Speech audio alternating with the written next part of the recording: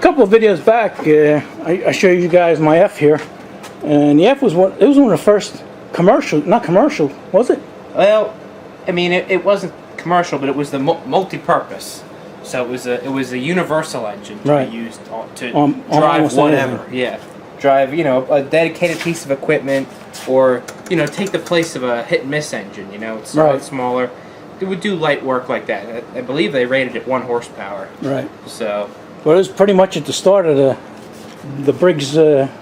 Yeah, I think the only thing that came ahead of this was the motor wheel, the Briggs motor wheel, and the Smith motor wheel. It was Smith. They bought that off of Smith. And that was a dedicated device to be put on bicycles or small automobiles. Right. But this was the first general purpose engine, if I'm not mistaken, that Briggs came out with. This is a 1921 Model F. Right. Serial number is 311. 311. Yeah. That's the earliest one I've ever seen. Yeah. 311. Yeah. Turn that around so we can see it, Mike. I can't see in here where it is. Okay. They have 311 is stamped there. Right. It's and then on a block, I think. It's stamped into the block right here. And then it's also stamped on the rear shroud here, F311, and I think it's on this wheel somewhere too. But up here, the only thing that says Briggs and Stratton, you can see on the flywheel. Briggs and Stratton, and there's some patent numbers. Yeah. Yep. So there's no data plate as such on this engine. That's it. You got a serial number and the model, F number 311. Explain this oiler to him, Mike, because that's not standard. Well, it is for this engine. It's just a drip oiler. That's the original oiler as well. So all it is, this crankcase is, I guess you could say, it's a total loss system, more or less. It does retain some oil, but you have to drain it periodically. This just feeds a steady amount of oil, drips into the crankcase, and after every so often of running, you take this screw out of the bottom and you just let the excess drain out. And there's a crankcase breather of sorts. There's just a little tube that routes the vapors down here. And if you've been running this for an hour or so, it'll just make a little puddle of oil just from the oil vapors squirting out of there. And here's the kill switch. It just slides. Yeah, you just rock it over and just ground it out. Yeah, pretty cool. And then you got they call it the peace pipe, right, Mike? Yeah, the peace pipe carburetor. I wonder why. Yeah, there's no adjustment on it. It's a fixed mixture. You choke it originally, which this is missing, but there was a little disc on a chain, and the chain hooked on here, and that was your choke. You would set the little cap or the disc on over top of the intake, and that was the choke. But I just use my finger now. So and then slant fin. They only had these for a while in the 20s, 28 maybe 26. They changed the side, but by then they changed the model FH. Yeah, I mean there's really no forced air cooling on it. There's some fins on this rear wheel, but they really don't do much. There's a gap where some air can blow out, but there's not. It's pretty much just naturally cooled. It radiates heat. And even the valves, right? The valves here, you got one is atmospheric. Yeah, one's atmospheric intake, and the other one's another one. Similar to it later. Rock arm is just a flat piece of metal. Yeah, and that's original too. At first, when we first got this engine, I thought that was homemade, but that is actually original. That just kind of it's a stamping and a piece of threaded rod that's been cut and a little adjustment. That's original. Yeah, Mike knows more about this engine. That's why I'm asking him about it, because he actually had this apart and he redid the flywheel, right? Because it's separated, the pot metal separated from the steel? No, that wasn't this one. Oh, okay. This one is interesting because unlike the later ones, the steel hub is riveted. See these rivets here? Okay. The steel hub is riveted to the flywheel instead of the flywheel being molded around the steel hub. So for some reason they had success here, but they didn't like that idea. Yeah. But I did have to rewind the mag on this. That's what made me think you were inside of it. You had to rewind that mag. This is the first magneto I ever rewound, so. And it doesn't throw a good spark or not, or what, so.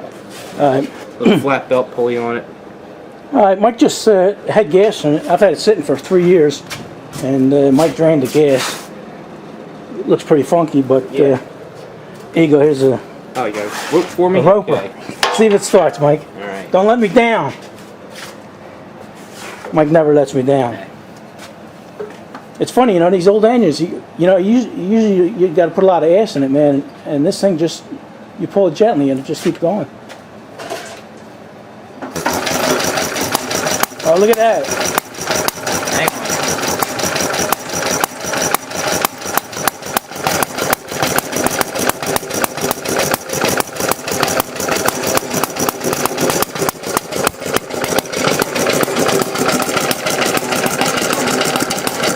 Mike said this doesn't have any adjustment. Well, it does have a throttle, but the throttle shaft and the butterfly is so worn out. Look at all the play that's in here. Yeah. It's so worn out that it sucks a lot of air, so it's really impossible to get it to run at a constant speed. Right. So, I mean, you could repair that, but I'd like to just leave it original. Mike, this engine's 99 and a half years old. February 1921. And it don't blow smoke.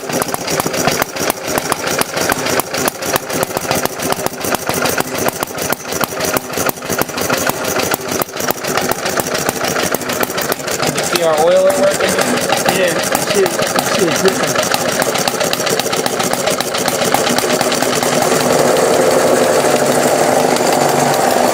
That rattling is these here. That's not the engine rattling, that's my table. Well, it will tend to race and slow down and race and slow down because it's not metering air and fuel very well. Right. But it's running. You know, we forgot to mention, Mike, that's original paint on there. Yeah, it's hard to see, but there's a dark green here and the silver on the paint and the fins, and there is nickel plating you can see on the carburetor. Oh, there you go, look at it racing.